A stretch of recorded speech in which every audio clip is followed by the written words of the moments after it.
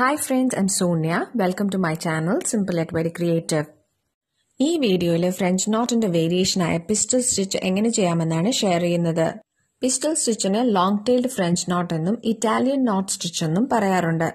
ഇതൊരു ഡെക്കറേറ്റീവ് സ്റ്റിച്ചാണ്. മോസ്റ്റ്ലി ഫ്ലവേഴ്സിന്റെ സെന്റർ പോർഷൻ ഹൈലൈറ്റ് ചെയ്യാനും ഫ്ലവേഴ്സിന്റെ പെറ്റൽസ് ചെയ്യാനുമാണ് യൂസ് ചെയ്യുന്നത്. പിസ്റ്റൽ സ്റ്റിച്ച് എങ്ങനെ ചെയ്യാമെന്ന് നോക്കാം. ഇതിനായിട്ട് 6 നൂലാണ് ഉപയോഗിച്ചിരിക്കുന്നത്.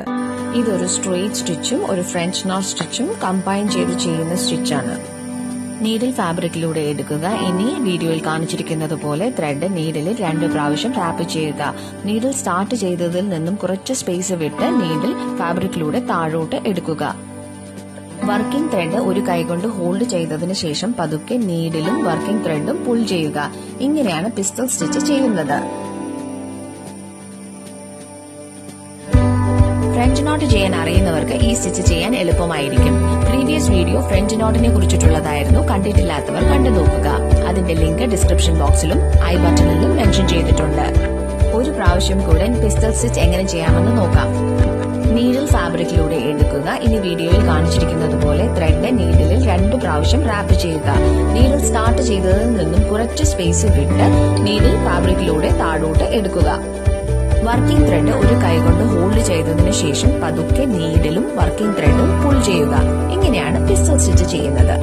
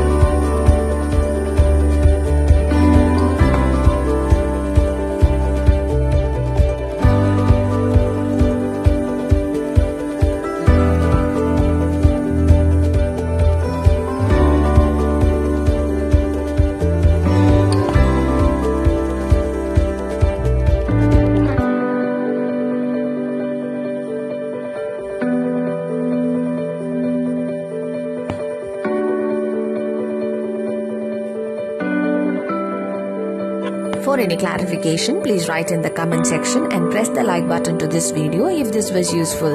Thanks for watching.